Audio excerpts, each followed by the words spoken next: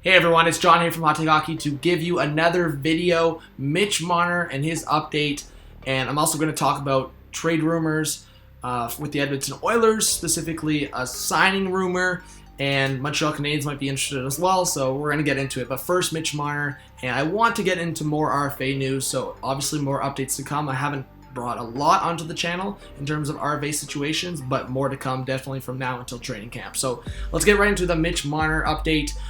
This is from James Myrtle from The Athletic. There has been talk for ages now about the Leafs making a max term offer some time ago at 8 years and more than $10 million a season.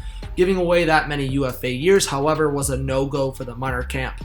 They apparently countered with 3 years at around $10 million annual value, which would be the richest bridge deal in NHL history by quite a bit. Consider that the Nikita Kucherov's 3-year bridge back in 2016 was for just under $4 million AAV. So pretty crazy that we're talking about comparables there, but also pretty crazy that I feel like we're not really considering 3 years a bridge deal. I feel like 2 years is that bridge deal that we talk about.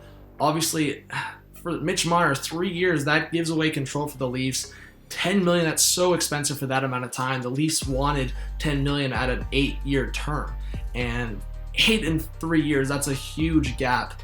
So for the Toronto Maple Leafs, I think either at a 3-year term, you're looking at $9 million or lower, or if you're looking at 8 years, you're looking at around $10.5 million, where the Mitch Marner camp is looking at a potential $11.5 million cap hit over the 8 years, or $10 million over 3 years. So there is that gap that a lot of people believe will make the Toronto Maple Leafs and Mitch Marner go past training camp, whereas a guy like Braden Point could go before training camp. And a lot of people believe that Mitch Marner will be the first domino to fall from all of the RFAs.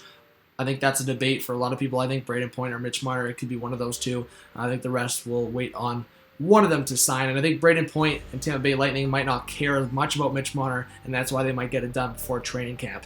And for the Edmonton Oilers, I think the Oilers might look to still trade either that Manning contract or Chris Russell. I think they're going to look into it from now until training camp or into the season. But I do believe, and there has been some reports, that the Edmonton Oilers are interested in Derek Brassard at a 3C role. So Kurt Leavins brings that up. Also, the Montreal Canadiens potentially being interested in Derek Brassard's services, but Brassard and his camp have been looking for over $4 million. And specifically for the Edmonton Oilers, they just can't reach that amount.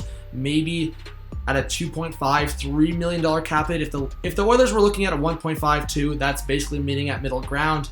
And for the Oilers, they could make that work at a 3C role behind Connor McDavid and Ryan Nugent-Hopkins. For the Montreal Canadiens, I think they've got centermen. So this report saying Montreal could have some interest doesn't make a lot of sense for me unless they're making a trade.